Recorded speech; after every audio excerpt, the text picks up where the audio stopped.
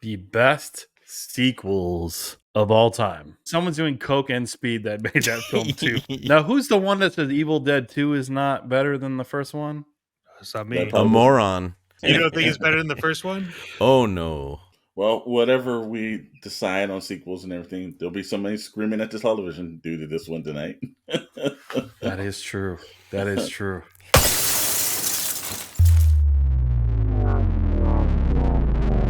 The Shadow Crew Podcast. They had old cameras in there from like the 1980s and everything, all the equipment. And I was like, yeah, you buy this place, man, you're out of your mind. The Shadow Crew Podcast, live from Wally George Studios. I wonder how many keep watching, but he turn it off.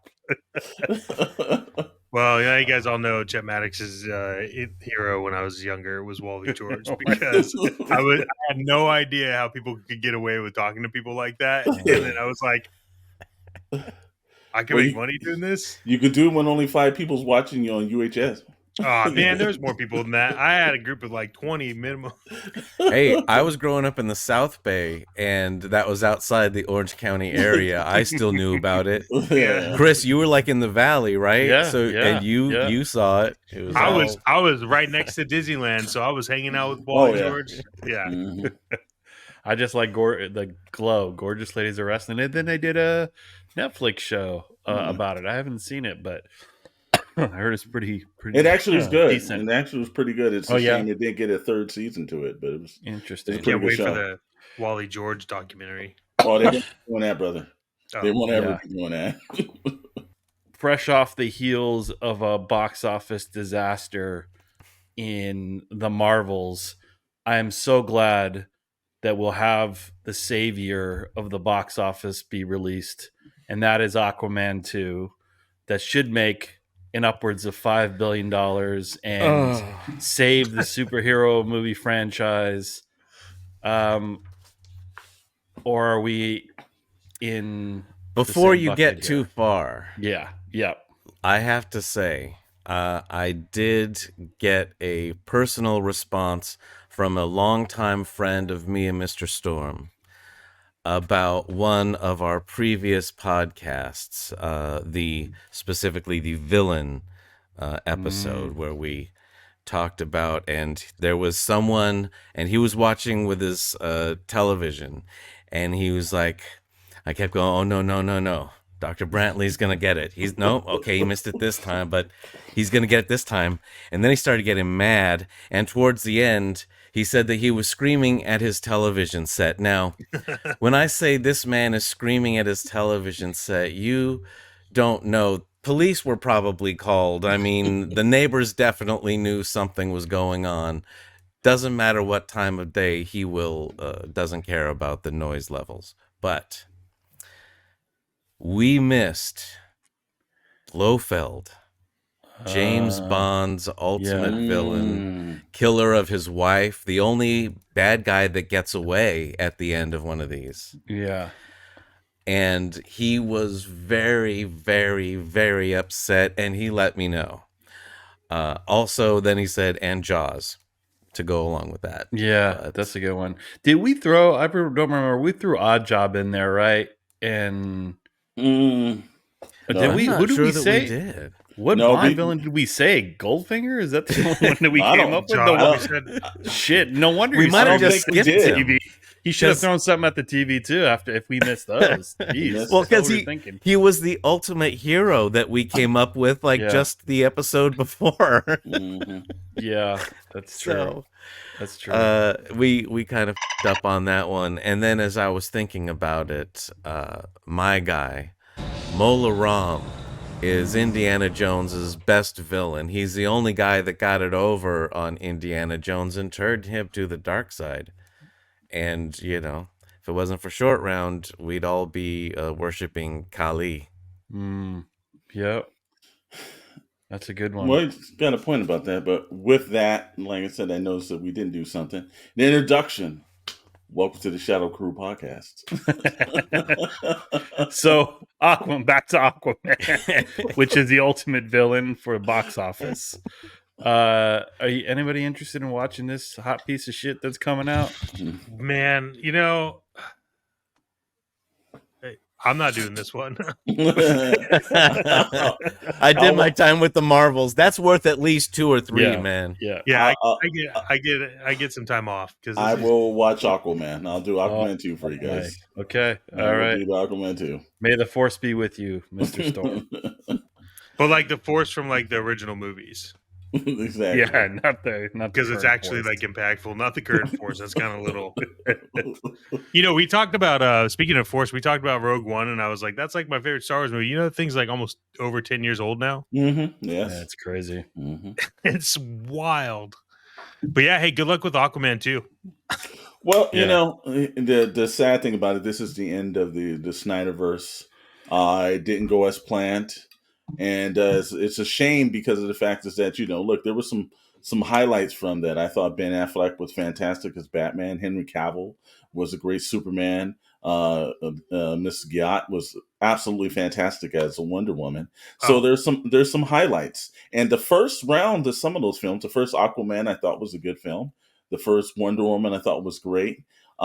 Superman and Batman, I actually like the director's cut way better than the theater cut Yeah. because there's a lot of non-holes plot in it. And I just think that the one aspect, and also I like the Justice League, the Snyder version of it. That was pretty good. You could stand through sitting through 4.5 hours.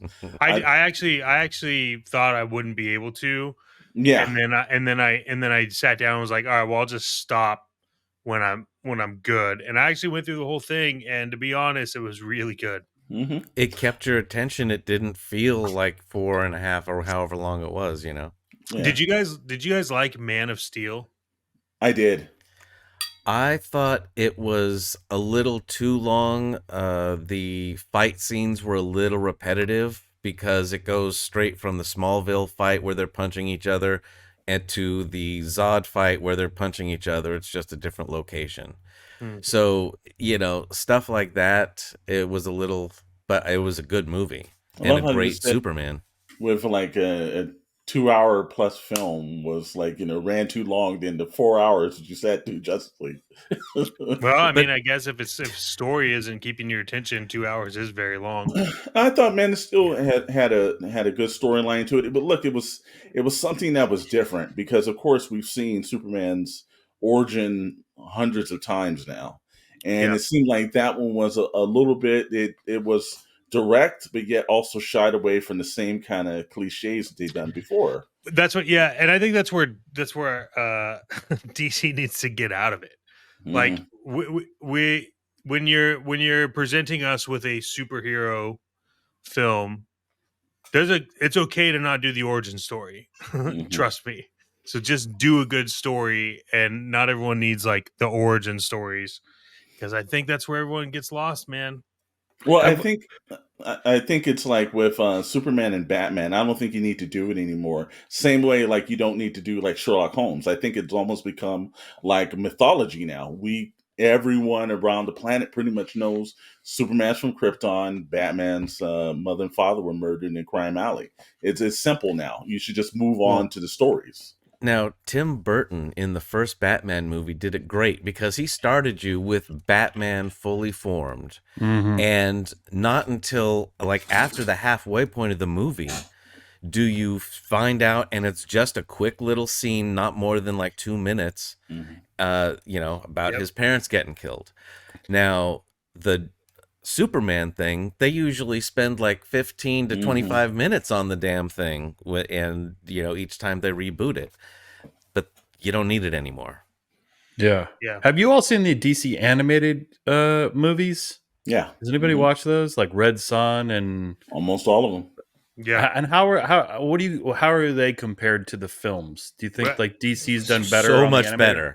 better. That begs the question of like, why not take the animated creative team and put them in charge of the live action? I know it's two different genres, but the DC storytelling and the animation portion of it, they're killing it, right? So that's good. I actually have a follow-up question with Chris because I agree with Chris, but to Dr. Brandley and Storm and Chris, I guess to a certain point, So you take like, what is the difference if what would be the reason why they couldn't do that? The creative team is writing for animation different than writing for TV because you just have like endless possibilities. Like what Well, is it?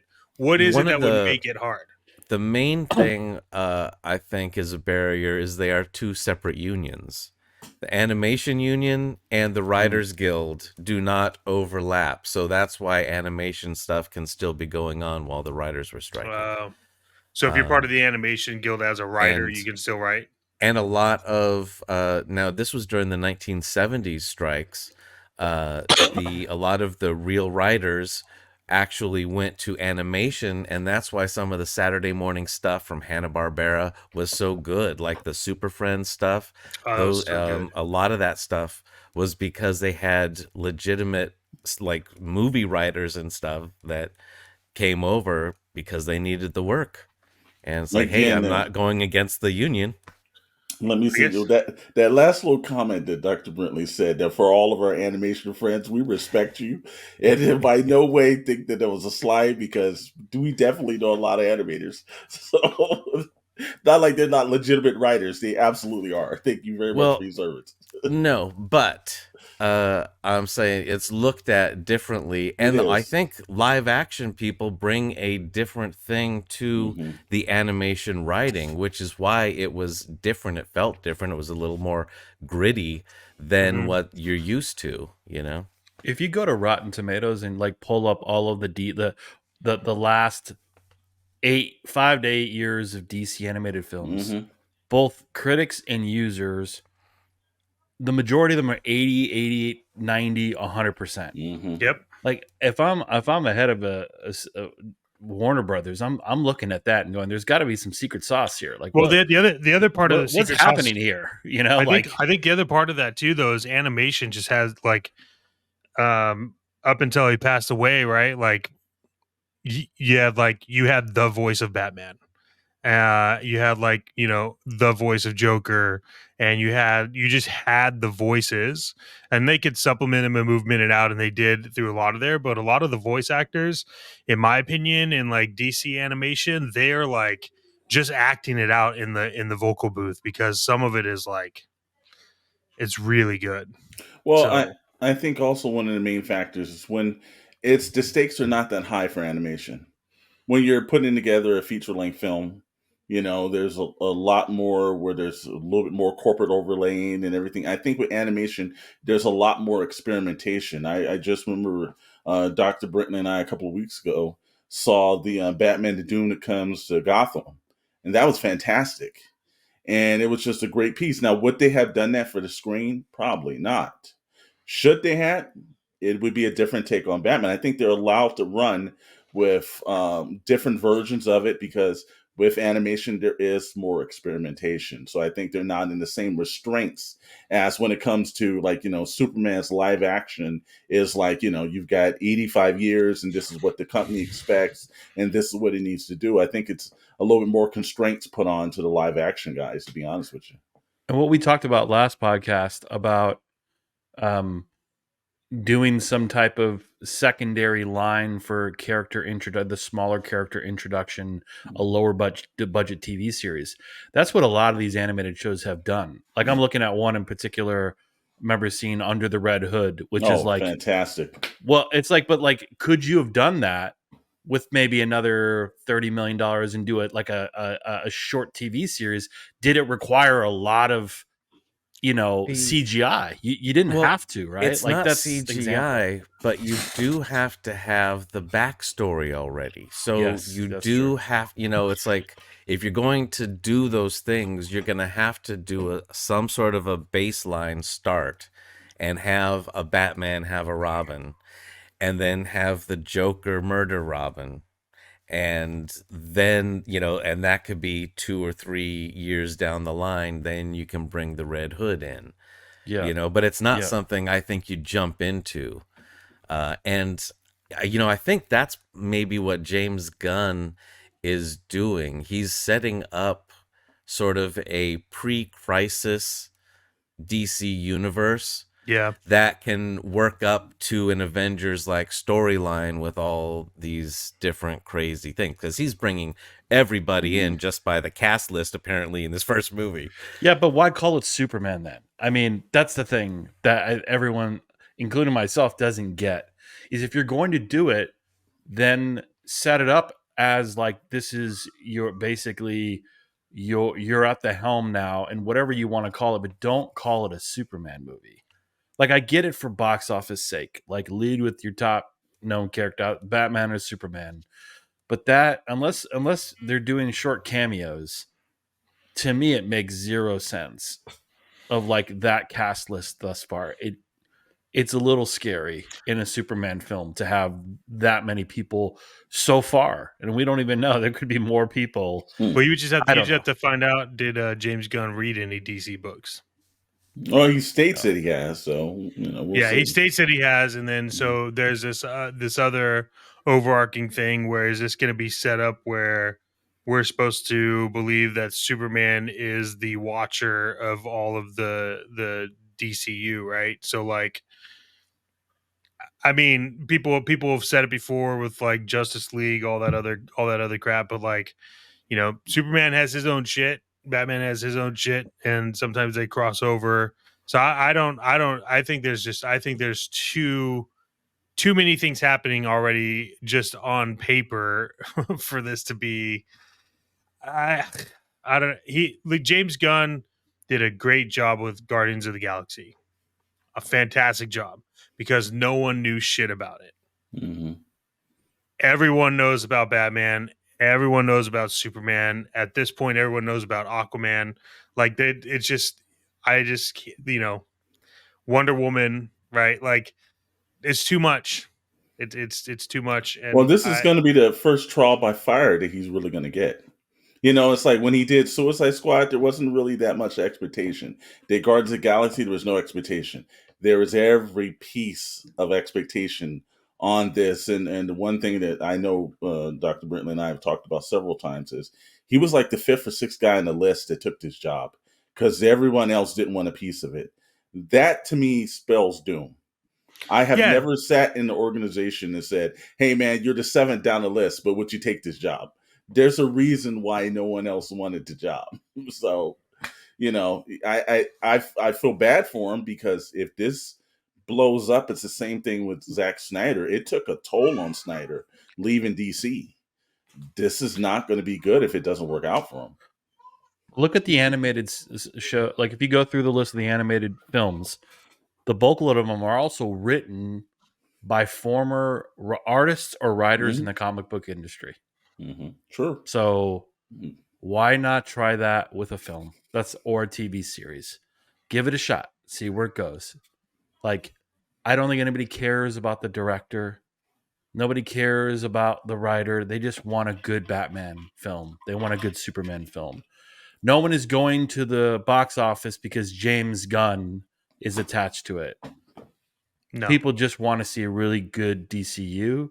I'm hoping for the best. I don't know if it can get any worse. Oh, But- it can get worse, It man. always can get Yeah. worse. Because- like Flash Gordon because- worse. Yeah. Look, we're going to get, they're going to stay away as far from this as possible in the marketing. They're going to say, from the director of It, Part 1 and 2. Mhm. They're not going to say, from the director of The Flash. yeah, they're going to remove that. They're going to keep you far away from, because he could screw up Batman, which only Joel Schumacher has been able to do up to this point. Yeah, Although And that still made money. That's the thing. it did. That's the thing. Back then, people still showed up. Now, it's been proven. was he the one that did Batman the with most nipples? famous comic book Yeah, character? that was him. Show. That was him. Yeah, he did George Clooney, right? Batman with nipples on the fences. Yeah, What the fuck they is should have this? called it that. It probably would have made more money. Batman with nipples. Catwoman wonders why. Yep. But they should have introduced Batman with nipples and Mr. Freeze as the bad guy. Yeah. You get it? You get it? It's so cold in here. Yeah. So Holy speaking nipples, of Robin. speaking of franchises and things like will it return to glory? I know Will we've it had blend? lots of talks about Pixar and Toy Story 5 is I think everyone's wanting the fifth installment. Can Pixar come back to the heydays of making great films versus the bit of trouble that they've experienced thus far? And it sounds like Tim Allen, who the original Buzz Lightyear voice, got Disney to reach out to him. I know there's some controversy about some of the things he said in the past. And um, what do you all think about Toy Story 5? Do you want another Toy Story? You think there's magic left? Oh. And, from my opinion, you got to have Tim Allen do it. That's first and Oh, yeah. foremost. You don't have Tim Allen involved, just cancel the project. But what do you all Are think? you saying you don't want Chris Evans to come back as the voice of Buzz Lightyear? No one wanted him to show up in the first place. No, just make Chris So Hemsworth at this disappointed. point. Like, I don't care. Just take it. Put Robert Downey Jr. Try all the Avengers and see if you can sell some. Yeah, I will tell you, I'm not too excited about Toy Story 5 because I just don't care about Toy Story. But I will tell you a little piece of fact really quick about Toy Story. So Toy Story, right? It's kind of like the one that kicked off. Did you know that basically all the movies are like intertwined? I don't know if you knew this, but Monsters Inc. How the monsters get all their energy from like the scaring kids, and they have like the fear meter. But then there was like the one monster that ran out of a room and like got scared by a kid. Do you remember that? Yeah. Mm-hmm. All right, so if you look at that room that monster ran out of, it's Sid's room from Toy Story. It's got the same posters on it. Yeah. And so there's this and then in Toy Story, there's a lot of references to I'm spacing on that movie with Jack Nicholson. Here's Shining. Johnny. Yeah, The Shining. Shining. Mm-hmm. Yeah, there's a poster of the twins. There's the red drum and the axe. So it's kind of crazy. So if they're gonna put all that stuff into Toy Story 5, I'm in. That's long. That's a long way of saying that. Well, I think when it, one, the Pixar formula is always going to have a hard time because the early days, those guys were really talented that started Pixar. And I think that they've been trying to reduplicate that. And it's kind of hard to do because I think the environment's changed. I know early days of animation, a lot of those guys spent a lot of time together. They went from certain schools together. So there was like a close niche. I don't think the industry's like that anymore. It's like, they're just people are hired guns now. So it's a little harder to build that fellowship up with animators now. And also because the industry's been so gutted, it's really not in the same way. So I think if they start with good writing, they get back to the core essence of it, and they get us back to stories that we care about. I think Toy Story 5 can do well because it is their flagship character. It's the one that several generations of people grew up on.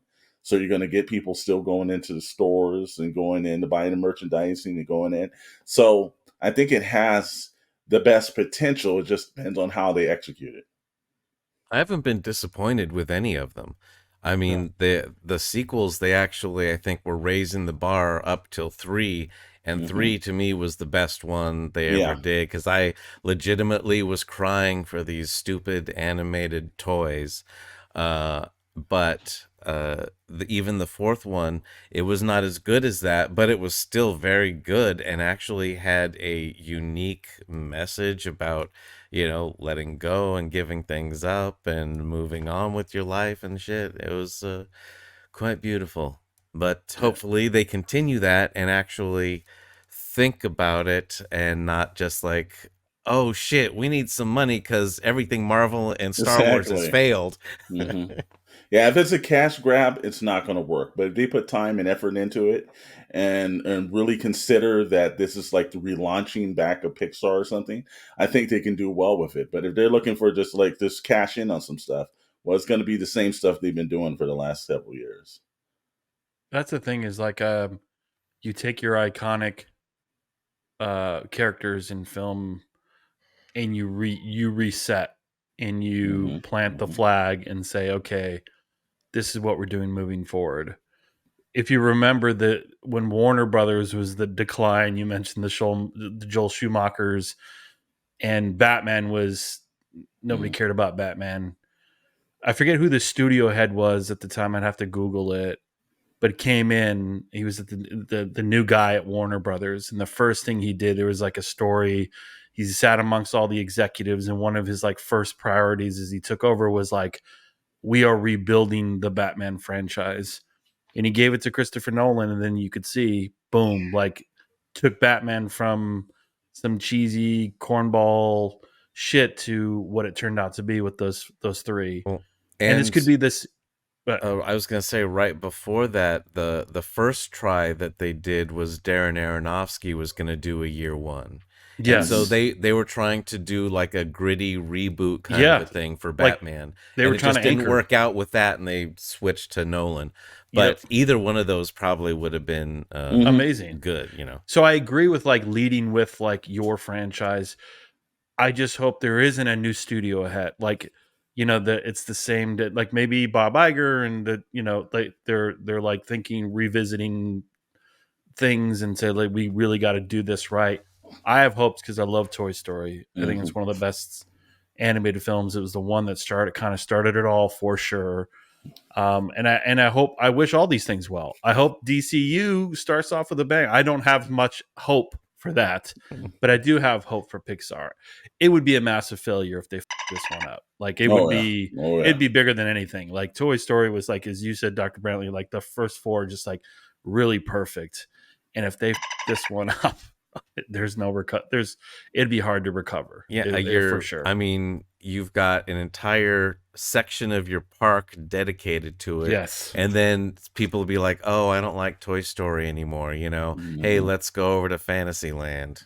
Yep. Screw Toontown. Yeah. So I hope that's not the case. But Tim Allen's a great start. Like if someone picked up the phone and said we want you back, that's a really good good step in the right direction. Get the original voices in there, and that's how you get people to start getting interested. Like okay, they're moving in the direction I think all of us can agree with. So that's amazing to hear. Speaking of Batman, I never spent a lot of time with Batman we didn't intend to. Who's best Batman of all time? Ooh, do they have to also be the best Bruce Wayne? No, just this character. Those are two different people. No, well, like, but the reason why I'm asking is because there are people that both. play. There are certain ones that are good at both, but there's say Val Kilmer, dude. We know that's what you're gonna say. No way, man. No. Adam West. No, he was amazing. No. So who is it? Who's the best Batman of all time? Michael Keaton. You know, I actually really like Ben Affleck. I did too. He just had the wrong material because the suit looked amazing, and I thought he did a great job. I think it was the Ben Affleck's version of was the first time Batman had been fleshed out from his earlier days. Here's a person that spent 20 plus years fighting crime in Gotham and pretty much lost his sense of optimism of anything that can happen beyond it. So I think that the acting was right there. I think storyline, I would have loved to see a solo film with him in, and he would have gotten his shot.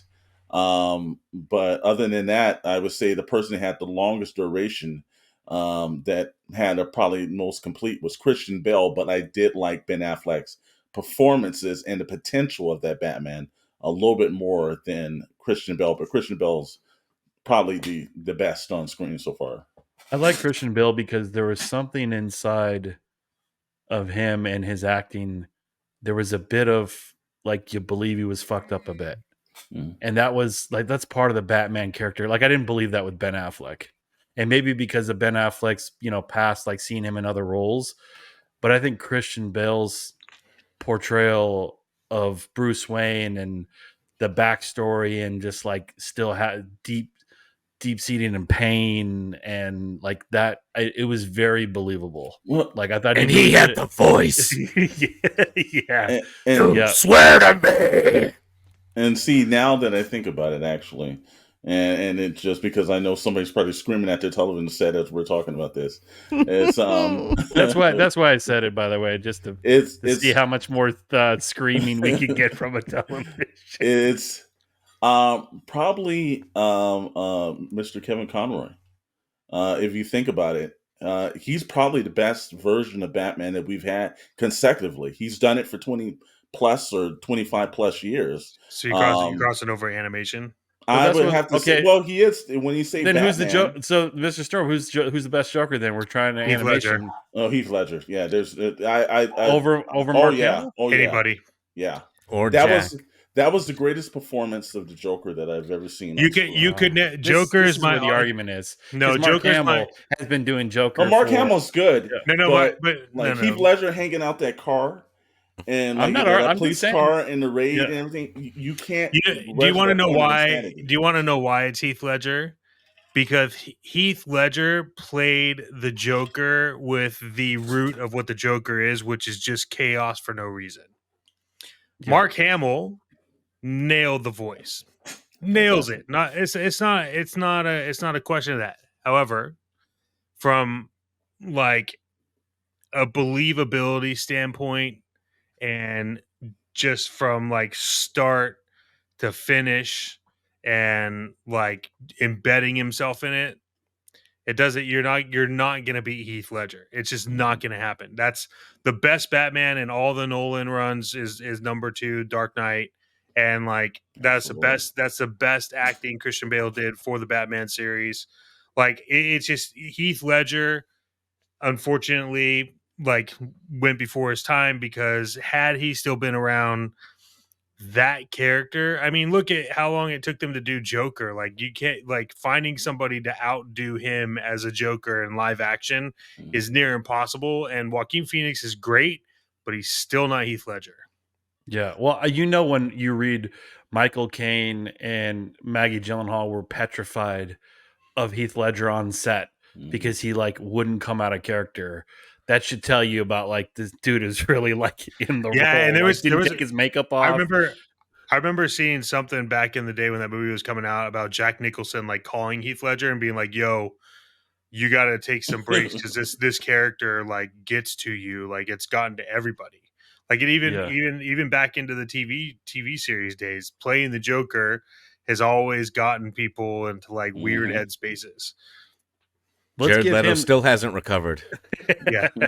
Well, let's give Caesar Romero. Yeah, let's give Caesar Romero some love, man. Like Oh, the of course. first rendition on the screen. Yeah. Of course. Okay, so I guess everyone's on the Heath Ledger train, but on Batman we got some mixed feelings associated with it. Well, the reason why I did the Kevin, because when you're going from not just animation, but he's moved over into video games. He is, when you hear that voice, you know it's Batman. You instinctively pull that, like, and if you ask a legion of people that's like, seen all the on-screen Batmans, basically, he is the one steady Batman that we've all grown up with. Yeah. So, and you know what bothers me about that? He would have made a great live action Batman. Yes. He got the shot to do it through the Infinity, the Crisis on Infinity Earth that he did the mix over through the Arrowverse. But it would have been interesting to see his take, other than on screen in one of his younger days. I literally just think that he would have nailed it. But I mean, yeah, he is Batman in an animation form. I just got a question. Why can't they nail Mr. Freeze, though? Why is that a problem casting-wise? Because no one wants to decide if he's skinny and bald or Arnold Schwarzenegger. Well, I think they did a perfect job on the animated series, that introduction to that character. And I think that he's, that was probably some of the purest writing of that character. You at the end, you feel for him because he's a dual character. He's not typically evil, yet he is. That actually performs, and I just think they haven't done a good job bringing that to the screen. But if they had the got the writing down and they got the team together, he would probably be a very good villain on the screen if done right. Yeah. Well, I agree with you. I know we're going off a bunch of topics, but I'm Of just going to course. shoot from the hip because you know what? It's Thanksgiving weekend, everyone. Happy Thanksgiving weekend. But along the same lines, just for my entertainment, because my daughter, who's very young, she's about to turn 3, watches the Spidey and Friends on Disney Plus. That's actually a It really is. cool, good intro to the comic Mm-hmm. book universe. Who's the best Spider-Man of all time? Mm. That's kind Well, of tough. we're doing animation too. Yeah, you can. Yeah, so far no one. Next question. I think I, Tom Holland I think recently he's has done a decent. good job. I think He's he's see. probably the decent. best.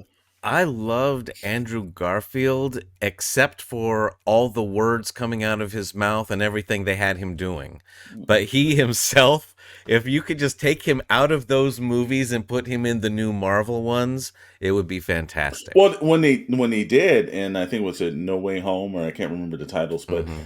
that actually was the best acting that he had done as Spider-Man. But I thought he looked the part, he acted the part extremely well. I thought Tobey Maguire. I've never really been a big fan of Tobey Maguire because I thought he just didn't look like he was built like Spider-Man. Because when I think of Spider-Man, and it goes back through the great John Buscema, or you go into Tom McFarlane, he's linky, he's long, and Toby Maguire is short and kind of stout. But Garfield had the best built. He looked like Tom McFarlane's Spider Man. That would have came to him like the body type. Yeah. So I think he actually was the best looking version of it. But acting wise, Holland is probably the best actor they've gotten in the Spider Man role so far. Do you think we'll ever have a Miles Morales live action? I would love to see him. I think there's a Yeah. great shot at it happening. I would, if you're counting on Sony, because they're going to do 50 films, you were going to see Miles Morales Yes. on the live Every screen. character that's ever been in a Spider-Man book is going to get their own movie at some point. Exactly. Exactly. Hey, this It's is the prequel called Uncle Ben.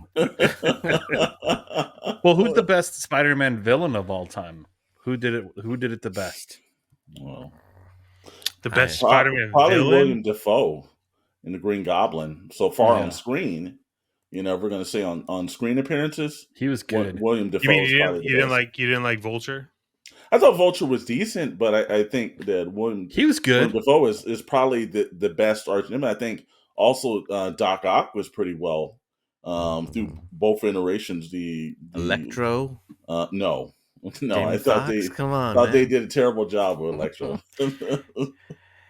Stop I casting want to. Jamie Foxx in comic book Yeah, I movies. want to play this You hearing comic that, book Mr. character. McFarlane? As Yeah. long as you don't make me look anything like the comic book character. Exactly. Oh my god! Well, we hope we see Miles Morales live action. I think we will, as you all said. Transitioning topics to it is You guys don't hold on. You guys don't think Nicholas Hammond was a good Spider-Man? When you're talking about the 1970s version, kid, yeah. Yes, the 35-year-old guy that was pretending to be like a high school Yeah. student, college. wasn't there reporter. like a Bollywood Spider-Man too? Like Yeah, let's there just was. put them in I've heard, considerations at this yeah. point. Yeah. It is Thanksgiving weekend. We are recording on Black Friday. Lots of toys, lots of discounts. Have you all found anything worthwhile that you're interested in? The days of people fighting in the middle of Toys R Us, as Dr. Brantley alluded to last episode, are come and gone. So what's out there? Anybody excited about any of these deals? I haven't found anything, man. I'm gonna be honest. There's like Well, I don't even know. I don't even know if I don't think I bought it. yeah, yeah. The hype Well, is real. there have been some great sales today on some figures, and I know we've all been sharing that back and forth. I think Amazon's got some pretty good sales. Big Bad Toy Store, a bunch of other places are dropping a lot of discounts. But I think that's the overstock. It's not like Yeah. anything new, and I think that's the problem. It's like there's things that we waited all season for to drop down in prices that we all found that either Ollie's or Ross now that are like the major retailers are trying to get rid of, and we've already got our fill of it. I was at a Target today, there was no pandemonium down the toy aisles or anything. I think because online it's just done it. I think, and when you're able to, I think the only fighting that you'll see is somebody fighting to put it in their cart through Amazon or through the other retailers. I think it's lost its in-store appeal. But I do know they did open up at the Mall of America a brand new huge Toys R Us. So I'm excited about Toys R Us making a retail branding back into the United States. So that's kind of cool. They should open a Toys R Us like only after Thanksgiving. It's like a Spirit Halloween. They'll take over all the Spirit Halloweens as soon as that's over. It's like, hey, this is the biggest toy store. Get all your damn toys here. And then, January, before anyone can return shit, they pack all their stuff up and go. I like that idea.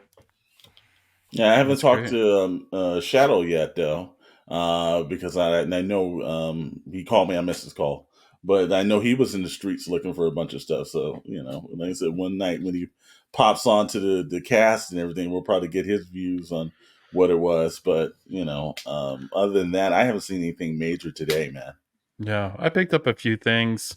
I was sharing with the crew Han Solo, Chewbacca Black Series for like $6 each. Good deal, but nothing too extraordinary. I mean, there's a couple of deals out there, as you said, but nothing. Again, like this whole toy thing is just like this rush for like crazy deals. I think with the death of Black Friday at the retail level, Black Friday starts last week. You know what I mean? So it's just kind of like there's. Well, and everyone everyone knows that Cyber Monday is always better deals. Yeah, and that's like, I mean, for me, there's been stuff that's been like software that's like deeply discounted that I'm like, I could get behind that, or I'll buy that, or that makes sense, right? But like just to buy things like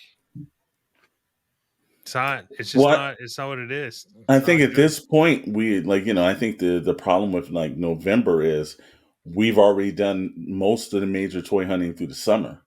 And now it's pretty much like, again, we're just, we waited for things to drop into clearance, and that's normally the great purge in like September, October that we all went through. And now it's like, they didn't really introduce a lot of new stuff at this time of the year, in which that is kind of strange because normally they have major drops for like December that we're seeing now. And I'm not seeing that at the moment. And you just had the toy fair too, so that would have been the time to do it. Now, Black Friday is just to get foot traffic in stores again. But yeah, I think most of the deals are like, oh, wait till Monday and you get a bunch of shit and you don't have to go anywhere. It comes directly to your house. Exactly. Yeah. Well, I did see at Ross about 12 of the Maggot McFarlane figures, the character that was an X-Men for like a day for $6. No one's picking up a Maggot action figure. So what? Yeah. I don't think anybody knew if that version of the X-Men. Everybody's like, what is this character? Did you get me Wolverine, Mom? Nah, I got you Maggot. It's like the same thing. Yeah. It's an X-Men. Just pop his head off and put a Wolverine or paint a beard on him. Can you imagine? Put some tape some toothpicks to his arms, and now he's got Wolverine claws. So stupid. Hey, you know what? Shadowe knows he got some custom action figures. If you want your personalized Wolverine, I'm sure. Take care of you. All right. Well, I'm excited. Later on, we're going to talk about, again, one of our best of series, the best film sequels. But before that, we decided to talk through a bit of an interesting topic related to sequels, which is something that we call Should They Have Stopped?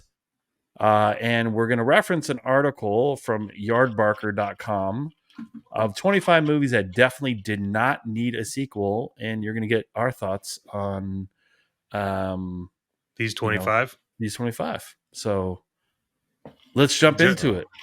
Jaws definitely can use a sequel, and they proved it with the first one. It's not terrible. It's not the first movie, but it's not a bad idea. And they could have also done different shark attacks in different places. When you start to have a wild animal stalking a particular family that lives on land, then you have a problem. Yeah. I would agree with Jaws. I thought Jaws it deserved a sequel. I don't think Jaws deserved a sequel. Really? They should have left it at Jaws. Well, they technically did just get one. It's called Cocaine Shark. So if you guys can go watch Cocaine Shark, that gives you a reference of. They should have left Jaws at that. To your point, Dr. Brantley, you might as well put Jason Voorhees' mask on the shark as he tracks down a damn family. Yeah, I know. That was an iconic movie. How much more scaring can you do worldwide in the ocean? I get it made a shitload of money, but to me, they should have left it at the classic. And now the legacy is tarnished a bit with all the other shit that followed. And wasn't Jaws 3D a reference in Back to the Future? Yes. Yes, it was. Yes, it was. Yeah. And you have the same problem with the next one on the list. The Exorcist. It was a classic first movie, and if you did it right, you could have done sequels. It didn't have to be the same girl. You could have had other exorcisms, other priests. They can talk about, oh, you heard about that thing in, Georgetown. But, they could have done other things just as scary, different, families. Could have been the same demon, the same possession across. Mm-hmm. Yeah. But let me ask you a question. After you watch, let's just take Jaws and Exorcist. After you watch Jaws, did you then go, oh shit, I wonder if he had an uncle shark that he's going to, like, I want to see, like, what out, man, his baby brother is going to take revenge. Like, did you leave the theater or did you go, I want to see what happens next? It's shark not blew that. Up. It's over. No. It's not that at all. It is, I loved this movie and how they did it and the type of scares they did in this particular case. Can they do it again? It's like, why would they keep making Friday the 13th movies or anything like that, right? It's like, it's essentially the same thing over and over again, but you're trying to recreate a particular thing, and you can't do that with other sea monsters too much. They tried with Orca. Yeah, I remember that. That was a whale that tried to chase someone from the Antarctic to the East Coast, I believe. So, I'm just saying, Spielberg classic film. There's usually not a great success with a sequel following it or multi. It's like a Stephen King book. They should have left it at Jaws. The same thing, in my opinion, with Exorcist. I get it was a great film. I don't want to see other demons and the head twist was good. Vomit. If you just skip over to the one thing with the Exorcist, which I think that a lot of people probably didn't understand, Fox did 2 seasons of an actual TV show that was based off of the movie that was pretty good. So it's like, yeah, maybe the 2 sequels they did, but they got it right for a television show that lasted, I think 17 episodes, but it was pretty good for that, man. So it worked itself out in that way. And also, none of us saw Jaws in the theaters. We're not that old. No. But I did see the mechanical shark at Universal Studios. A Universal Studios plug again. We're on a roll, ladies and gentlemen. Good evening. Welcome to Universal Studios, where you learn Hollywood secrets.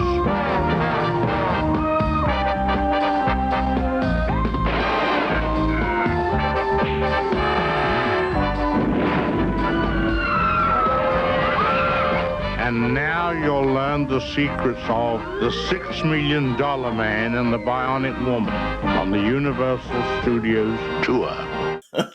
I love that. Yes, where's the money? Arthur.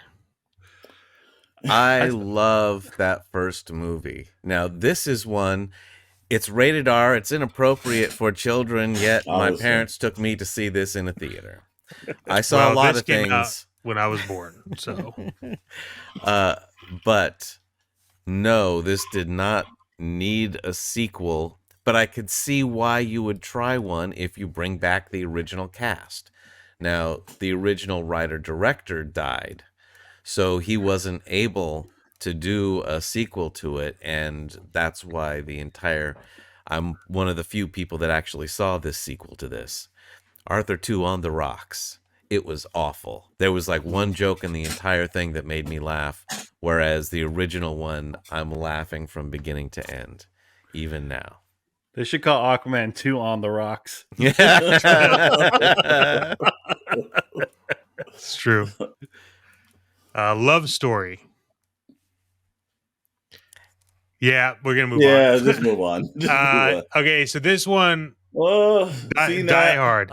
Of I course argue you make for a this sequel one. to Die Hard. I argue this one deserved the sequel. Yes, Yeah. it did. Yeah, I think Die Hard is probably one of the best Christmas movies ever. It is. Yes, And sir. I watch it, and then I am deeply saddened by the state of Bruce Willis at this point. Oh yeah, it's terrible for that. But I honestly, Die Hard is one of those movie franchises. I don't care how many they make. They're a popcorn movie. They're fun. And honestly, like, the writing's not bad in most of them. So They just I know. missed it with the titles. It should have been Die Yeah. Hard, Die Harder, Die Hardest, Die Really Hard. yeah, Instead of Die like super Die hard. with the I mean, this it one I this agree time, with. Die Hard. This one, no question. I mean, it's like Yeah. everyone wants to see John The McClane kick some ass. final one's Die Hard, Go Limp, and then that's just it. That's just the end of the franchise. Live I- Soft is the reboot. Yeah, Live The Soft. questionable sequels, but Yeah. nevertheless deserve to have sequels. Terminator. T2 No-brainer. is one of the best sequels of all time. When we jump into the best of series, I it might mean- be the best. It might be like I'll beg to differ. I think there's one up on that one. there's What? a few. I'm just saying. There's it's in Well, contention. there's we'll there's wait a for the lot. We'll best get of- It's there. in contention. Oh, I thought you meant like a better Terminator movie. I was like, Oh, what no, the hell no, are I you mean, watching? Oh yeah, Like, Salvation. Come on. Yeah. Stupid. Genesis? I can't tell. After T2, they blew it, but for sure.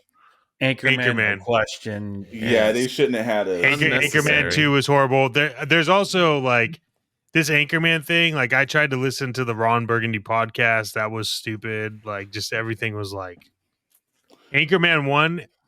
Like, when they sat down and watched that, I know everyone laughed so effing hard. And it's like, if you were laughing that hard and you made this film, you should be like, we're not making another. There's no way. I think with Will Ferrell, you can take him once. It's hard to take him twice. I think he nails it one time, and then I think it's like him overcompensating every time he does something else. And so I thought it was a perfect film. It had great chemistry between all the cast. They should have not done a sequel to this. It's a fantastic watch. Mhm. First Blood. I think Part every 2 Rocky was movie. fantastic as movie. well. I think every deserved a Rocky second movie should have been made. Look, I'll Except be honest maybe with you. 5. I think Rambo Part 2 had probably one of the best openings to any film because it showed the consequences of the hero. Mhm. My man is in just a spoiler, but my man's basically locked up. He's doing real hard time, brother. Real hard time. And they decide to pull him out of jail. It's just like, all right. Like And one of the best lines of a sequel, just tell me one thing. Do we get to win this time? Yes. it deserves a Yeah, sequel, man. it's Ram. Right. Of course. That's up to you, son. Home Alone. No, No, They- no. It's a First good one- Well, one. how many times you're never gonna let this kid out of your sight again, or if you're a Right. parent, right? But they did it. They did look, it again. they made it. They did it. Like Home Alone 2 wasn't bad, but like, and I know why they made it, but it's such Cash a grab. classic. I Mhm. hate when another one was made. Like they could have kept it. It would have been. But I get it. Home Alone 2 is good, and the 3 and whatever the shit show that followed, like like Yeah. whatever. The problem with the second one is they ran out of non-lethal things to attack the Mhm. bad guys with, and then they started doing things that's like, oh no, that would kill somebody, like a brick to the head or an iron. It's like that can do some damage, probably crack their skull or something, but they're not necessarily dead. They were doing stuff in this one where they would be murdered. Yes, yeah. But They should. Here's the idea: take Rambo and Home Alone, put them together, call it Home Stallone, and you just like people just get destroyed, shotgun blasted, Home micro Stallone. machines that like have C4 That was called. explosions. That's on called. it. That's called Commando. That's that movie. Speed No, should never been a First Speed one, 2. no. yeah, first one was. And was who's the perfect. guy in the back? Because it's Keanu not Reeves. Keanu Reeves. Jason Patrick. Jason Yeah, Patrick. it's Jason Patrick. Now Yeah. this is one that definitely Speed 2 is on the did boat. not. So you take the idea, right? It's like, oh well, we've got some sort of a hostage situation on some fast mode of transportation. So they changed the sequel to, oh, it's going to be a hostage situation on the slowest mode of transportation. And we're gonna call it Cruise Control. At least Under Siege 2 had a train. A train can go fast. Yeah, it's This is like so cruise control. Like, stupid. who puts a boat on cruise control? Yeah. We're almost on 30 knots, boys. Look out. Who's been on a boat with Cruise Control? First of all, By the way, That's whoever greenlit this movie is on speed and coke. 'Cause it should Yeah. have never been made. It should have never been made. Donnie Darko. I'm gonna be I love honest. Donnie Darko. Didn't know they made a sequel, and I'm I happy didn't about know it. either. I glad- did I love not Donnie watch Darko. I didn't know the either, yeah. sequel. I loved the first one, but Oh, it's yeah. definitely, it's not like a story you need to continue. No. No. Yeah. Oh, find out about his screwed up sister. Well, Weekend at Bernie's. Bernie's. Never They made sequel a should have been sequel? done. No. They Yeah, they made- did. Yeah. And I saw the sequel saw in the theater. Weekend theater. Bernie's 2 in a theater. They got you like, how can they take a dead guy the second time out? But you know. Voodoo. It's all voodoo. He's reanimated and he's got I- his own dance move. I hope that was like a dare. You didn't No, voluntarily no, go no. and watch No, that, no. did you? Look, man, it was a Friday night, man. There was nothing to do. Weekend at Bernie's too.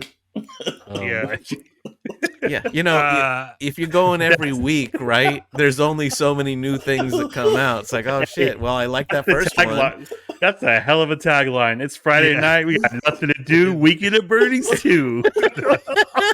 So stupid. That's how good you know your movie is. That shit would have made $100 million if that was the tagline. You would have just had a bunch of guys drunk showing up, just having a blast. Oh, It would have been the new, the old Barbenheimer. Basic Instinct. Bernie. No sequel to that. Should have kept it at No one. sequel to it. Yeah. Karate Kid. No, Yeah, I think they deserve the sequel. because In fact- otherwise you wouldn't have Cobra Kai if you didn't have Mhm, all the exactly. bad sequels. And First of all, and they just greenlit Ralph Macchio and Jackie Chan, so they're going to do a brand new Karate Kid with both iterations of it. And I'm like, but Cobra Kai is the proof that it did deserve a sequel, man, because we would have never got all the history. I was just bummed out that Johnny Lawrence wasn't in any of the other sequels, and then Yeah. obviously the series you got to see what happened. But hmm that was the only disappointment because he was like the coolest part of it was like played this amazing bad guy. It would have Yeah. been great to see him involved Wow. in some of that. no, come on. It's like you need a new bad guy each time. You've defeated that villain. Johnny learned his lesson because he's, at the very end, he's like, you're all right. So he wasn't an antagonist to him anymore while they were there. He had to go and meet Chosen in Okinawa and then get paired Plus, up with his Terry dojo Silver. got shut down, all kind of things. Come on. What about Caddyshack? Never should have made it. One of the worst sequels Bummed out ever that they even made. did that.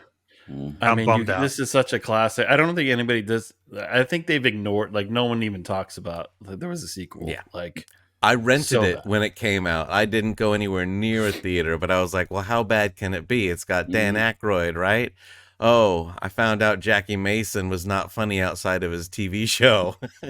Yeah, and real bad. didn't they? Also, they didn't get Bill Murray, right? So it was No, it was Dan Aykroyd took over and did some stupid voice, and it was just Oh, my God. unfunny the whole Yeah. way through. Yeah. I think Chevy Chase did like a 2-minute cameo in the second one. He probably got paid, $500,000 and left. Airplane. That's another Airplane. one. Yeah, like the police academies, you should have stopped at one. Saturday Night Fever. Should have Yeah. stopped But at well, one. now wait a second though, Nah, they because should have stopped at Airplane one, 2, brother. the sequel, has William Shatner doing a great bit as the commander on the moon base, That's true. and I loved that. So But they could have put that in the first one. Saturday Staying Night Fever. Alive, saw in a Yeah, theater with theater. my babysitter. Unfortunately, yes. And Yeah. it was hard to Suck. stay alive after watching it. Staying Alive made me want to kill myself. Crocodile Dundee. Oh, should have stopped at I one. liked the second one. I saw like that the in the first one theater. is amazing. Look, I don't know. Paul Hogan, you got to give him credit. Here's a guy with minimum acting skills that took a franchise beyond what it should have been, and he made it like a cultural phenomena in in America. So you give him credit, but with that movie today, if that was greenlit, would they have gave him a sequel? You're damn right they would have tried to cash back in. Now, by the time they make it to the third one, you pushed it. Crocodile in Los Angeles did not need to be made. You pushed it. But True. I would have greenlit a sequel to that. The Sting. Nobody remembers the Sting that's 2. a little too far. Or the Sting one. It's Yeah. By the way, that's Robert Redford and Paul Newman.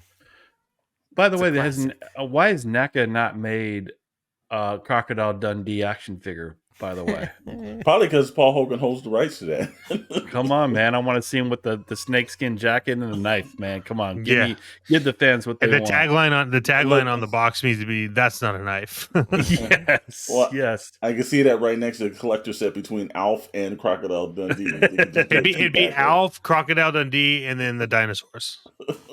Did they made an American Graffiti too? They did. Yeah. And They did. More It's American bad. Graffiti. No, should never done it. George Lucas wasn't involved in that one, was he? It was a producer. Lucasfilm production. He didn't direct it, but I think he might have actually done some second unit stuff on it. Like he was minimally involved, and I think gave him the idea. It's like shoot it in a documentary style, different than the first, and so it took place over a longer period of time, and it was pretty bad. Yeah. Never seen this film. Yeah, that was which way but loose. It, like we were talking about the KDOCs back in the day. That movie played on like KCOP Channel 13 every damn other weekend. But I don't remember the sequel to that film. Look Every who's which talking. way you can. Oh, okay. I saw it on. It was one of those on cable that they played both of those movies over and over again, and so it's fun to see the hijinks of Clint Eastwood and an orangutan. No, look who's talking now. I thought the first one was good. I thought they should have kept it at that. And it was shit anyway. Same. Blues Never Brothers. should have been a sequel. That's sacrilegious. If you lose one of the main cast, it's the same thing with Black Panther. They shouldn't have, just acted like he's gone. Now, see, they did the same thing with this. They acted like he was gone, and John Goodman didn't replace him. He just was the lost blues brother or some shit. It was just bad. So bad. Wall Street. This one should not have been touched at all. Like one of the I think it was hard to come back if you did not have Charlie Sheen. And I think that was the problem, is that, you took it from, because, Charlie Sheen, his life is destroyed and everything, and Gordon Gekko gets out of jail and he's all right. And there really was zero consequence. He finds another Charlie Sheen replacement. And I kind of thought that, if you were going to bring back, Gordon Gekko, then Charlie Sheen's character should have been brought back. I think that was the biggest mistake with that film over the course of time. Yeah. It was worth it for the getting out of jail scene, though. It was, with the cell phone for the 1980s, the brick. Dirty Dancing? No sequel.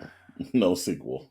All right, that's it. That was our last one. Yeah, and guess what? Just like that time, thank God. Because if it went to Dirty Dancing, it was going to keep going.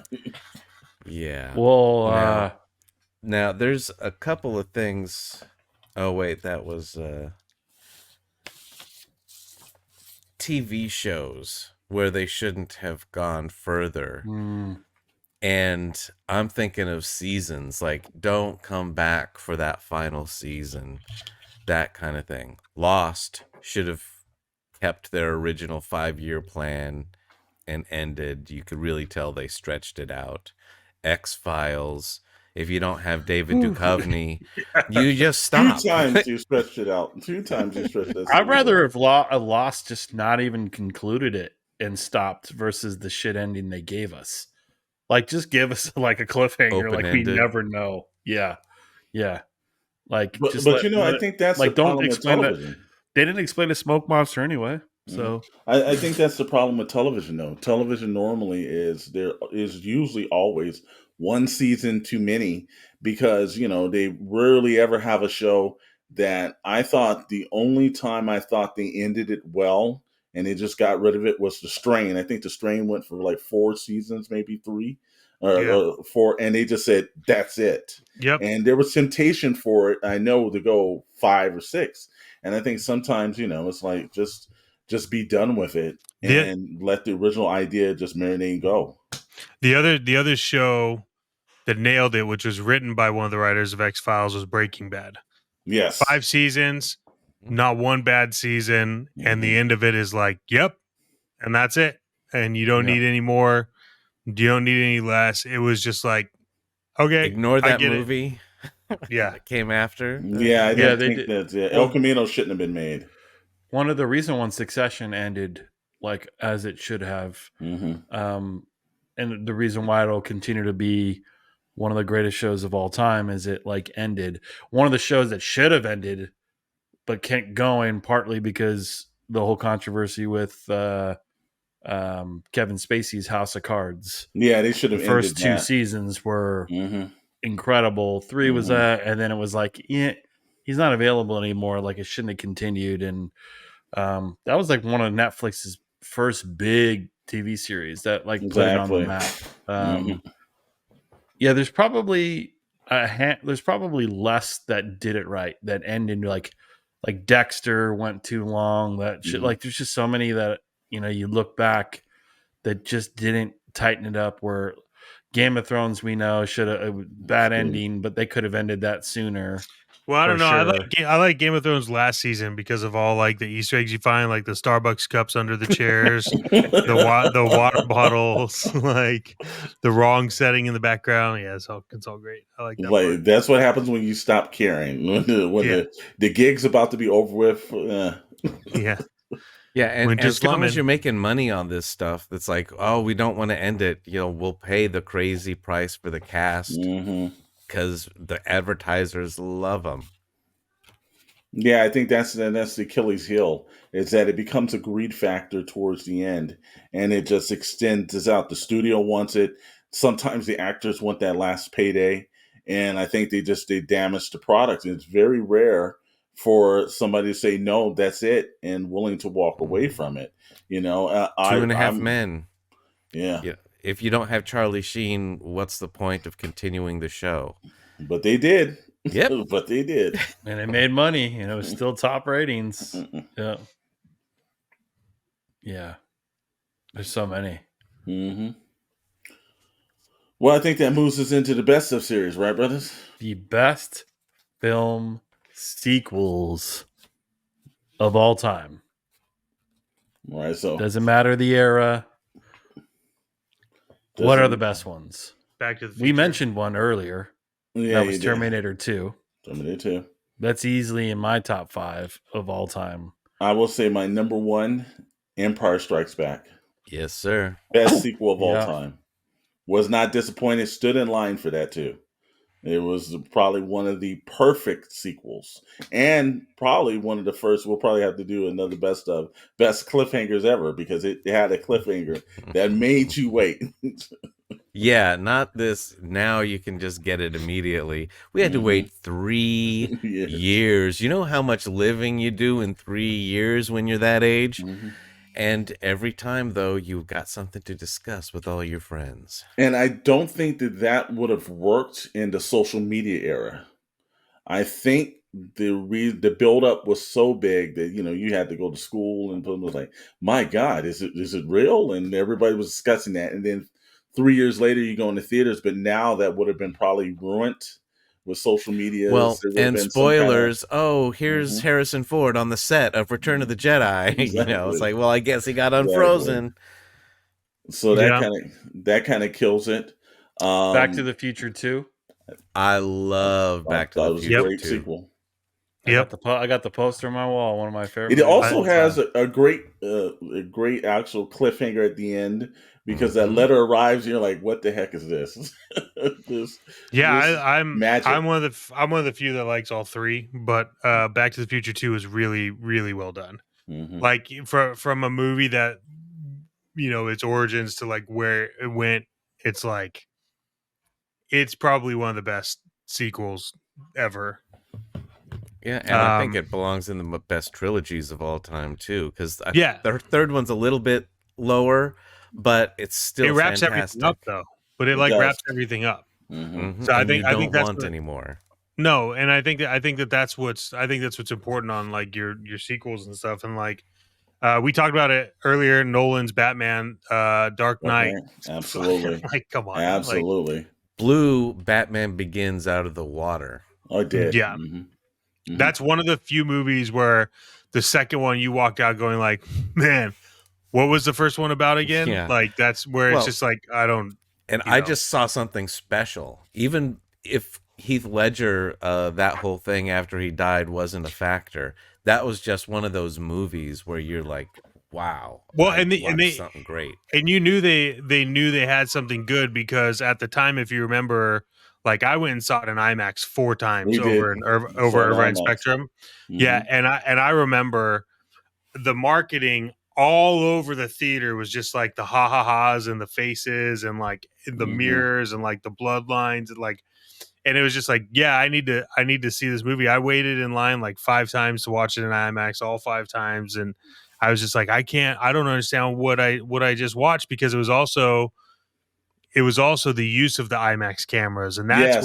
that's where that movie is like mind blowing. Like if here's something for some, I don't know how you would ever do this now, but if you've never seen The Dark Knight Rises on IMAX, you're missing out a lot, because in the opening scene where they shoot that shit across, and it's just like a pan of like the city and everything coming in, and then the bus scene with the Joker, like Well, I that just and also the entire Hong Kong sequence is the Oh, IMAX bit, oh and amazing. that is amazing. Yeah. yeah. Well, the first 15 minutes of The Dark Knight is one of the best 15 minutes in cinematic history. Yeah, they released it out I as remember. like Yeah. a 15-minute We- teaser. Oh, And it was yeah. like We We went saw and it. why saw would with you? the I Am complaining Legend. friend. Yeah, we were. Yeah, we it was went like, to why would I you? Am Legend, and they Yeah, showed the first 15 minutes of it. why would you release this? And then you're like, well, how do I watch more? Yeah. Like, Yeah, Great. well, It was that's fucking why great. I Am Legend opened so big, is Hmm. because Yeah. I think, people like got us, most people went to see the IMAX version for the first 10 minutes or Hmm. whatever it was of Dark Knight. Yeah. yeah. And I'm then gonna we sat say- through the most uncomfortable chairs, I will say, except for the El El Capitan Capitan. I in like to say Hollywood. I would say That's the- number one. The the IMAX Cinerama at Dome? Universal City is the second worst chairs I've Yeah. ever sat in. the El Capitan. I like to say the El cut off circulation. Yeah. It's on The seats Cine- of murder. The Cinerama Dome or whatever it is too has really bad seats. I saw a couple of Tarantino films in the Cinerama Dome. Hmm. Lord of the Rings, Two Towers. Oh, I mean, it's a good sequel, but to me, I actually prefer the Fellowship of the Ring. I love Wow. that first movie. I thought the second one was better, in my opinion. That's just, I think all three. That's one of the best trilogies of all time for sure. But I thought that second one was really good. Mine is the only time that the hobbits are happy. Every time else, it's everyone is messed up. And That's your judge on. That's yes, funny as it's fuck. like, hey, they had about half an hour of good times, and I would hang out. If anybody, I'd hang out with the hobbits. They're sitting around, drinking, smoking, having a good time, having parties, just eating. I'm gonna say Aliens. Oh yeah, That was Yes. like James Cameron's coming out party, Mhm. man. That movie, it is from beginning to end. First of all, it's probably one of the best sequels with a female head lead in it. But it just completely, you've got the baddest space marines on the planet, and you go in a place and they're basically just regulated like nothing, man. It's if you saw Alien, you did not expect Aliens because it was two completely different franchises. It set the bar so high that there was no way it was ever going to come close Never. to this. And we know what happened with the third and beyond, but it was so good that it was just hard. Even if the third was a good movie, it was just like game changing in that genre too. Like it really like set the bar for like space horror. Awesome movie. Most definitely. What about Godfather 2? Yep, same. Oof. I prefer it to the first Godfather. Yeah, that's it like moves so much consensus. better. Yeah, Yep. It's you watch it and you're like, oh man, is this like real? Oh, is this like a real family? Like this is crazy. I also am a fan of Blade Runner 2049. Did you guys watch that? I did. I watched it. Yeah. You don't think it's better than you don't think it's better than the first one? Oh no. No. I think it's better than the first one. Well, there are a lot of people that have that sentiment with it. I thought John Wick 2 was pretty damn good, man. It is a worthy sequel to a film that you had no expectations from. And in fact, I thought that Keanu Reeves is, because I didn't like The Matrix, I guess Reloaded. Yeah. I thought that was a terrible sequel. I figured The Matrix should have stopped at one. But John Wick, you're like, okay, either you're going to make a good film or you're going to destroy the entire franchise. And like, I don't think I've ever seen a bad John Wick from the forward. They've all been amazing. They've all one-upped it. Yeah. So, Logan. Logan is great. Is Logan considered a sequel, or is it like the third? It's part of the Wolverine, but it wasn't the second one, right? Was it? Yeah, it was the third film because if you remember, it was that crappy Wolverine Origins, and X-Men Origins, and then it was the Wolverine, and then Logan. Third one. Considered Logan's the best of that. X2 was the best X-Men movie of those original ones. And due to our friend that's Mr. Disgruntled, we were about to see there was about to be an X-Men like mutant kind of fight at a USC bar in Westwood or a UCLA bar. I was like, ooh, that was a tough night, that sequel. What about Winter Soldier? Oh, yes. Yep. I think that's the best Marvel sequel. Mm-hmm. It is on all cylinders. It is a spy espionage superhero story. Kind of like the same way we said the Dark Knight. The Dark Knight's not just a Batman film. It's a crime thriller. And I think that The Winter Soldier changes genres. I think it's probably the best sequel out of all the Marvel Cinematic Universe sequels. What about Superman 2? I like the first one. Just because of the tone difference where they brought in that other director and made a goofy comedy for his bit and had some of the leftover Donner stuff that was well done. So to me the first one is so much better of a film. It's not bad and certainly not Superman 3 or 4. So but I did think they nailed Gene Hackman's performance again, because I think he's clearing far better, the best in this small dose that he does in the second film, that rivals his first appearance. So I think he's great in that film. And that's because he's in only the stuff that Richard Donner shot because he refused to come back for the new director. So all the stuff that they added was a sound alike. So when you see him in very long shots with Miss Tessmacher going on the sled, that's all a voice actor doing a bunch of stuff. If you don't see it coming out of his mouth, they ADR'd it with someone else. Speaking of Richard Donner, Lethal Weapon 2. Yes. To me, that's way better than the first one. Oh, yes. Oh, yeah. Yeah, it's better than all of them. Yes. That is for sure one of the Yeah. best ones. You know, I'm surprised Dr. Brantley hasn't I know what mentioned. I haven't had Proceed, the sir. chance. We're Proceed. waiting. I We're want to waiting. hear Temple before. of Doom. Okay. Now, technically, is it a sequel if it's actually a A prequel? prequel? Because it takes place in 35, while Raiders takes place in 36.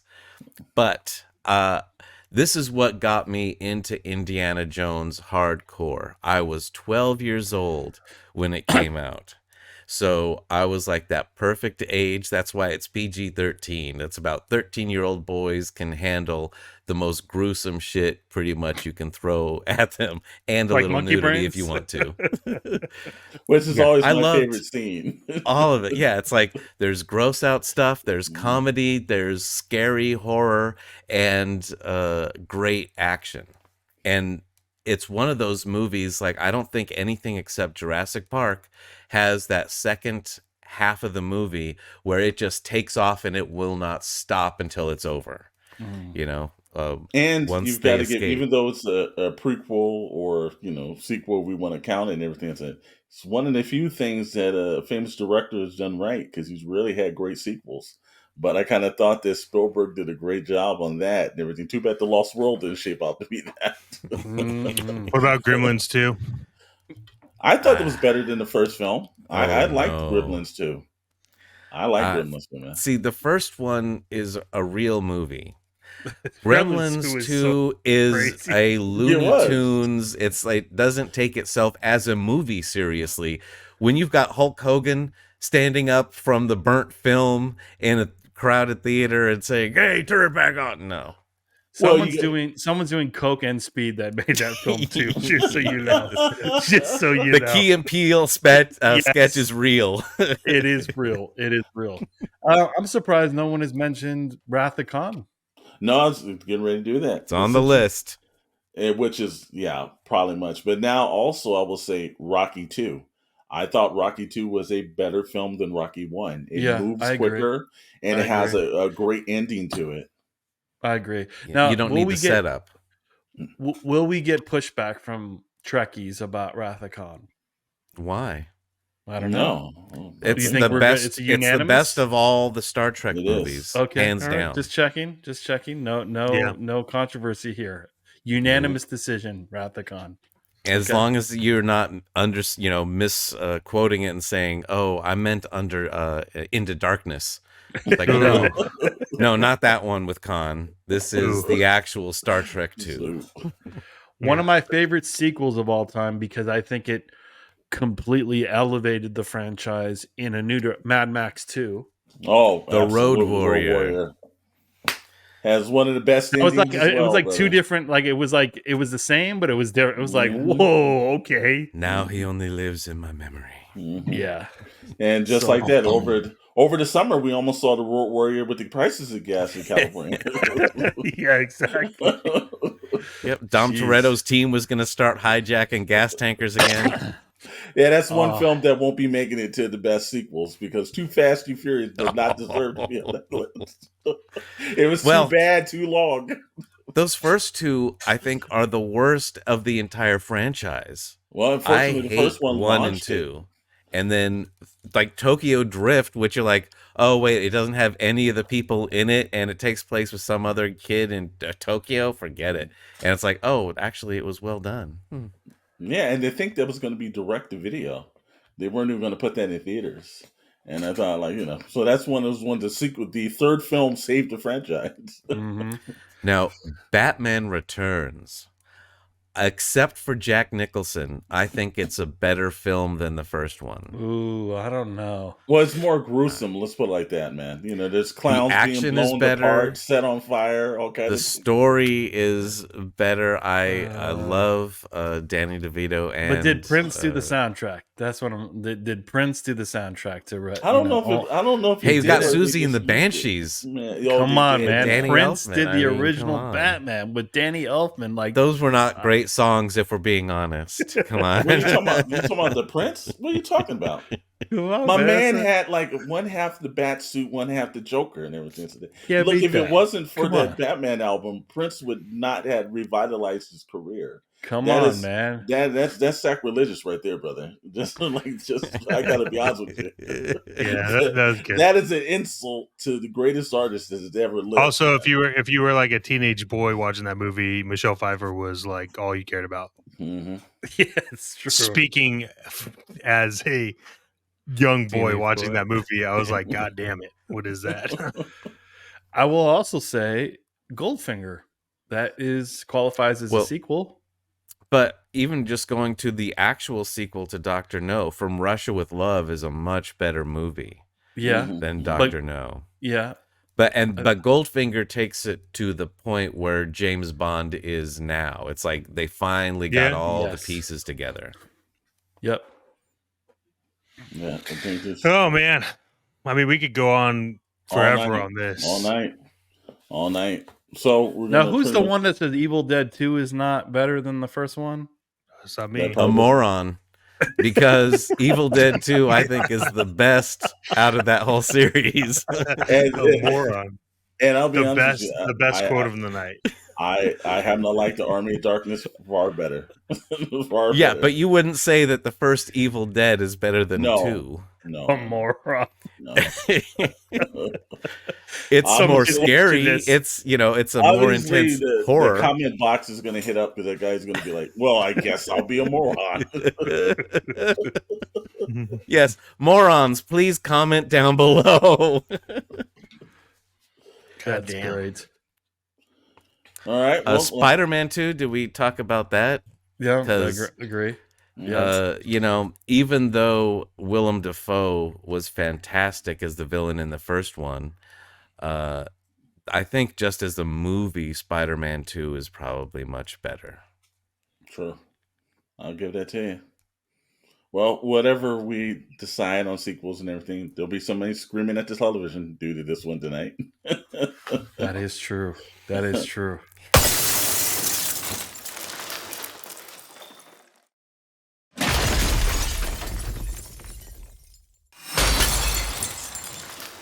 And now he's got the hotline number, so he'll be hitting us we up. may get weekly updates. Who knows?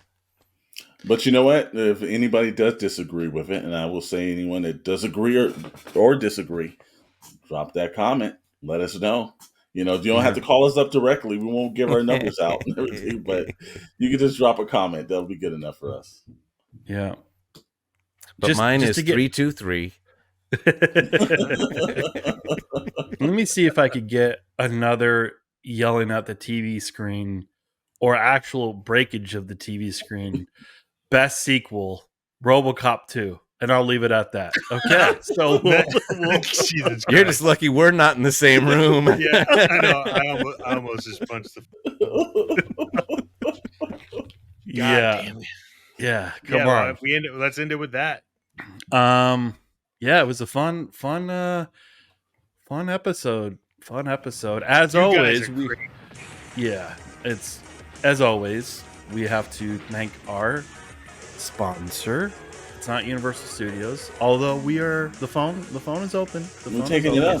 Hey, again, my number is 323.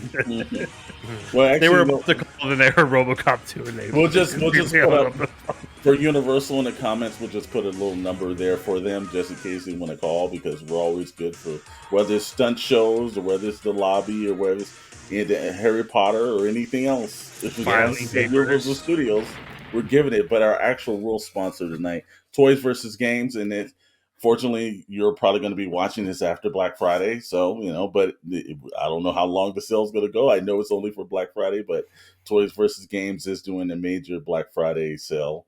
So if you happen to have been in Wilmington, California, and the Shadow Crew sent you over there, then you took up on that. Now, if you're watching this on Wednesday or Thursday of next week, I don't think it's going to do you any good. But you can still get the best prices for Toys versus Games. We thank them for their sponsorship. They're in Wilmington, California. You can catch up on Instagram at Toys versus Games and tell them the Shadow Crew sent you. Awesome. Well, again, we got a lot of content on the channel. So if you haven't had opportunities, the first time listening or viewing on YouTube, scroll through the videos, there's a multitude of different podcasts that we've done in the past. Our best of series seems to be a big hit with everyone. So we've done things from best, films to best comic book villains, all that stuff. So please feel free to listen and view those. In addition, our retrospect series featuring Dr. Brantley and Mr. Storm as they take a specific genre of films and they spend a lot of time diving into all of it, and really great to see the famous horror films. The iconic Draculas, the Frankenstein. What's on the horizon for the retrospect? What could we look forward to? We got the Christmas stuff coming up. And actually, Mr. Maddox, I know you're going to want it because when you said that Die Hard was a Christmas film, well, actually, the retrospect agrees with you. So we've got a couple of out of the blues. You're going to see A Miracle on 34th Street, but you're going to see a Die Hard in that same theory. So we've scaled it back to only doing, because due to the writers being back in and writers write, and that's what we do. We're going to do 2, so you're going to expect to see live action version of the Christmas films, the best of all time, and then you're going to see the animated versions of the certain of the Christmas films that we thought that fit in that category. So you're going to get 2 of those in the next coming week. And if Dr. Brentley and I feel like we can do, maybe we might squeeze in like a quick retrospect of like maybe one episode that we think is like really cool, right? We'll see. We'll see. We'll see. And then, as you all know, Shadowe on the Shadowe network posts his videos of interesting finds, and his latest update is walking into the epicenter of. I can't even believe a store exists with the square footage and the amount of. It looked like the Funkos. hangar bay of a Star Destroyer at the end of Ahsoka, and it is lined up with stuff, and there was nobody around. I don't understand. It's got to be a front. It's got to be a front because there's no way they're selling that many Funkos. That's purely a money laundering scheme. Yes, by a cartel. That is I've not seen a real Breaking business. Bad. Yeah, they might as well just put Los Pollos Hermanos on the front of the because that's what's going down. Oh, And no, then pay Mr. rent on this place a month. It'll be fine. Get rid of this money. It's like, can I speak to the manager of this with his Funko store? Yes, his name is what's the iconic Gus Freeling? Gus. Yes. Gus Fring? Mr. Chet Maddox with another unbox episode. We got to get that Crocodile Dundee figure. That's on my list. But any additional updates for the listeners and viewers? More will be coming. A lot of craziness happening over the past few weeks. So just working through that. But yeah, they'll. It's a really quick one. It won't be the best, but I was just trying something out. But might as well throw it up so you guys can see it. But I bought a bunch of stuff from Goodwill. Tried to play around with a new idea. I don't know if I like it. You tell us. Doesn't really matter. There's only one of those videos that's coming out. And then after that, we get into the animated series unbox, and then after that, we're gonna do I have a Mirage set of Ninja Turtles that'll lead into the Ronin figures. So pretty excited about that. Yeah. Now, Awesome. you don't have to worry because as long as your unbox videos have a box and then you open it and take something out, it's technically an unbox video. Yep. And that is a true statement. So I'm excited. Well, keep checking the channel as always. Please like, subscribe, turn on notifications. We got content up all the time throughout the week, including YouTube Shorts. So thanks for taking the time to listen and view. Happy Thanksgiving weekend, happy holidays, and we'll see you all next week.